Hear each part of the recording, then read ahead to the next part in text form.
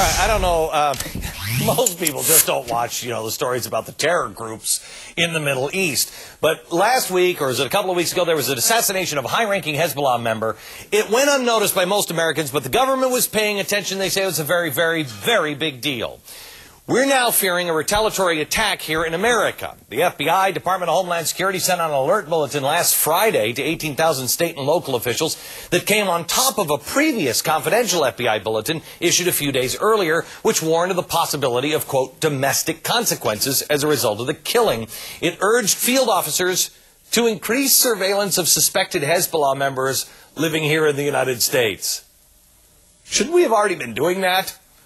While Hezbollah has plenty of funding and weapons thanks to Iran, are they well organized enough to pull off an attack here so quickly? Are they really willing to put themselves in our crosshairs over an incident like this? My guess is yes, they are, but they won't. Michael Scheuer is a veteran CIA counterterrorism analyst and author of a new book called Marching Towards Hell, America and Islam After Iraq. Michael, welcome to the program. Thank you, sir. First of all, real quick, attack the United States over this, yes or no? No. Okay. Attack Israel over this, yes or no? Almost certainly, sir. Kill Americans while doing it?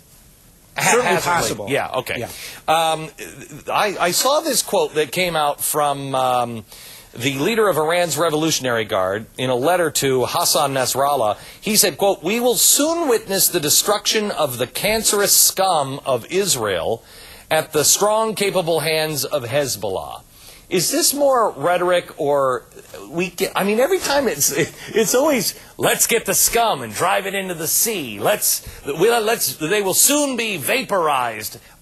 Is this just more rhetoric, or do they mean it? Well, they probably mean it, but they talk a lot about Israel and the Americans like we talk about them, so it's kind of 50-50.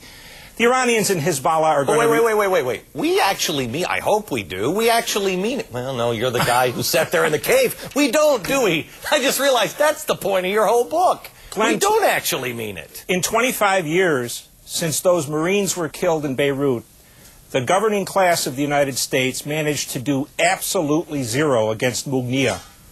And the Israelis finally killed him. And now we'll have some blowback from that, but the paralytic cowards that run our government in 25 years did nothing to avenge those Marines. You know, I have to tell you something. Michael, you and I disagree on quite a few things, but I think we would agree on this one, that the action that was originally taken by Ronald Reagan and then followed by every single president of retreat, retreat, retreat, retreat, fall back, and don't punch them in the face when they do that, knock them out, has really caused where we are now. We've taught them, we've trained them. Hit us as hard as you want, we won't do anything. It has made our military a laughingstock, sir. The greatest military on earth, the best trained young men and women are now held in contempt by the enemy. And it's all because of no difference between President Bush, President Clinton, or the first President Bush. Our politicians, you say, are mistaken to tell us that this is about religion, that this is about our policy. I believe, Mike, that is too simple-minded to say this. For a lot of the people who are blowing themselves up, this is about religion. The leaders, it's all about policy. They have taken religion and used it for politics. Well, Glenn, I entirely agree with that. The reason our policy is at question here is because the Islamic world regards it as an attack on their faith and on their brethren. I think that there's no candidate in the field, in the United States, for example, that will tell Americans that.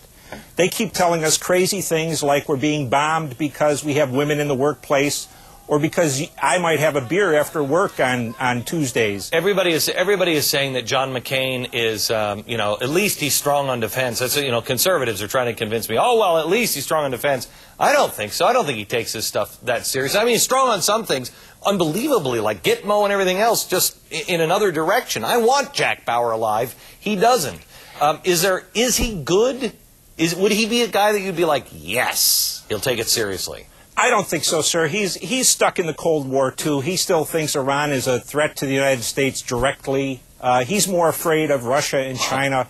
They don't want to go after the guy who can actually detonate a weapon of mass destruction inside the United States.